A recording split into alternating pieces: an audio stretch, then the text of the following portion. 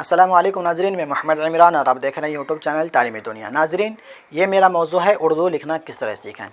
Video का मेरा part number 46 बन चुका है और आज का मेरा वीडियो है पार्ट नंबर 47 मतलब 47। इस वीडियो के अंदर हम आपको उर्दू का मीनिंग समझाने वाले हिंदी के अंदर। तो चलिए आप वीडियो के अंदर बने रहें, हम आपको बोर्ड पर लिख करके आपको समझाते हैं। जैसे हम लिखते हैं काफ अलिज़बर, काफ अलिफ साद और ये दाल। ये क्या हो गया? काफ अलिज़बर का साद दाल ज़ेर सिद कासिद। कासिद किस तरीके से मिला जाएगा? देखें, काफ अलिफ के अंदर मिल जाएगा, इसको हम मिला दिए, ठीक है। काफ अलिज़बर का साद दाल के अंदर मिल जाएगा, इसको भी हम मिला देते हैं। इस तरीके से दाल जो जब भी लिखा आएगा उसका शक्ल थोड़ा ऊपर जाएगा फिर नीचे आएगा। रा का डायरेक्ट लिख करके नीचे आ जाता है, तो ये क्या हो गया? कासिद। कासिद को हिंदी में क्या बोलता है? हिंदी में किसको बोलता है? कासिद को, मैसेंजर को बोलता है। जैसे कासिद का मतलब होता है, मतलब किसी का ख़त या किसी की बात या किसी का कोई भी कुछ पहुंचाना हो, जैसे मैसेज वगैरह होता है, पहुंचाना हो, उसको बोलता है उर्दू के अंदर कासिद। और हिंदी में बोलता है मैसेंजर, मतलब इंग्लिश लफ्ज़ हो गया मैसेंजर, उसको हिंदी में बोलता है मैसेंजर। अब उसको मैसेंजर बोल सकते हैं। मैसेंजर में ना किसी का मैसेज पहुंचाना या किसी का कुछ लेटर वगैरह पहुंचाने को बोलता है मैसेंजर, और इसको बोलते हैं उर्दू के अंदर कासिद। ये लफ्ज़ समझिए। हम चलते हैं अगले वर्ड की तरफ।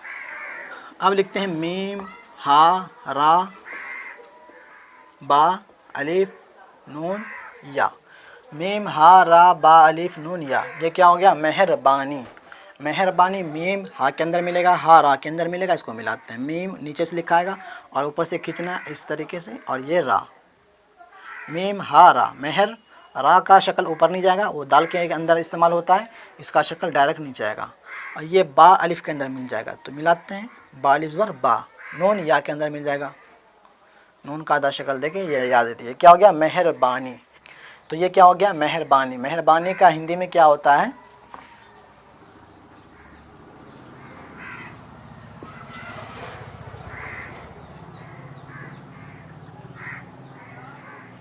धन्यवाद। मेहरबानी का हिंदी में धन्यवाद। तो हिंदी मेरा उतना अच्छा नहीं है, मैं आपको टूटा फूटा जो भी है मैं आपको लिख करके समझा देता हूँ। ये धन्यवाद होता है। तो हम ये समझे। हम चलते हैं अगले वर्ड की तरफ। अब हम लिखते हैं फ़ा ता नून हा। ये क्या हो गया? फितना। फ़ा ताज़देर फित, नून हाज़बारना फितना। इसको हम पहले मिलाते हैं। ये फ़ा के लिए, ये ता के लिए, यहाँ से नून। फितना। फितना का हिंदी में क्या होता है? उत्पीड़न।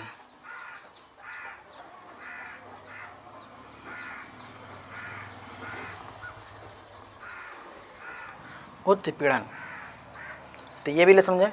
फितना जो फसाद वगैरह फितना वगैरह फैलाता है उसको बोलता है उत्पीड़न। ये लफ्ज़ समझे। हम चलते हैं अगले वर्ड की तरफ।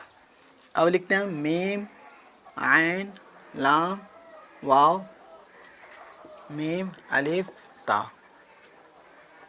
ये क्या हो गया? मालूमात। मीम आइन लाम वाव मीम अलिफ ता। मीम आइन ज़बर मा, लाम वाव पेश लू, मीम अलिफ ज़बर मा, ता साकिन मालूमात। मालूमात का पहले इसको मिलाते हैं। देखें यहाँ पे, देखें कौन कौन सा वर्ड मिलने वाला है। मीम आइन के अंदर, आइन लाम के अंदर, लाम वाव के अंदर, फिर मीम अलिफ के अंदर, ता अलग।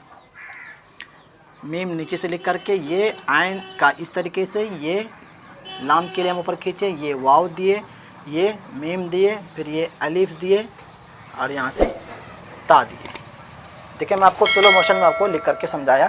मालूमात। मालूमात का हिंदी में क्या होता है? जानकारी।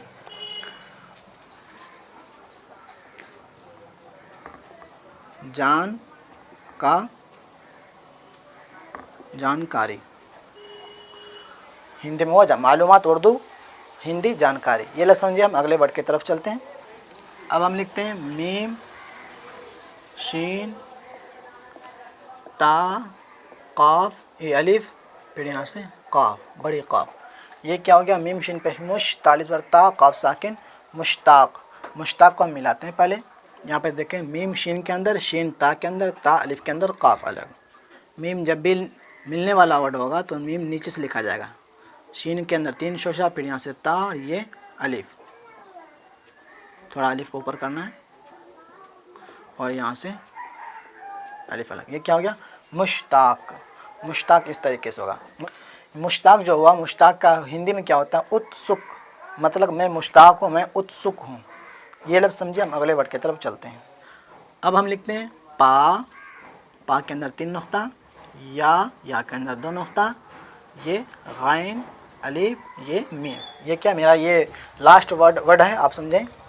पाया ज़बर पैगाम, गैन अलिफ ज़बर गा, मीम साकिन पैगाम। पैगाम किस तरीके से लिखा जाएगा मिला करके, पा या के अंदर, या गैन के अंदर, गैन अलिफ के अंदर। गैन जब हम मिलाने की कोशिश करेंगे तो गैन का शक्ल बदल जाएगा। मैं आपको बता चुका हूँ बहुत सारी वीडियो के अंदर। अभी हमें मिलाते हैं। पाक में 1 नुक्ता, फिर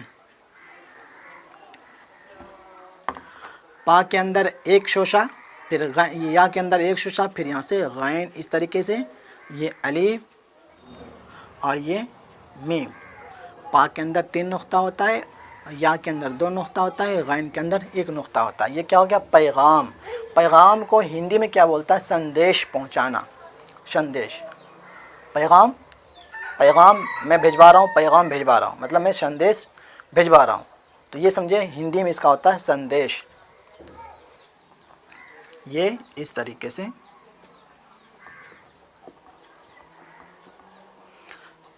संदेश। संदेश जो होता है ये वाला सा इस्तेमाल नहीं करना, ये भी आप याद रखें, ये वाला सा इस्तेमाल नहीं करना, बल्कि ये वाला संदेश जो होता है वो लास्ट में बड़ी शीन निकलता है, संदेश। संदेश अलग होता है, संदेश अलग होता है। तो आपको ये सा इस्तेमाल करना है। तो ये आपको वीडियो अच्छी लगी होगी, और वीडियो के अंदर जो मैं समझाने की कोशिश किया हूँ, टूटे फूटे लफ्ज़ों के अंदर मैं आपको समझाने की कोशिश किया हूँ, वो आपको समझ में आ गया होगा, और वीडियो भी आपको अच्छी लगी होगी।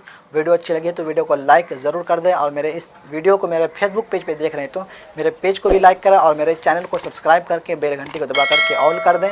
मिलते हैं अगली वीडियो में, और हमें दुआओं में भी याद रखें।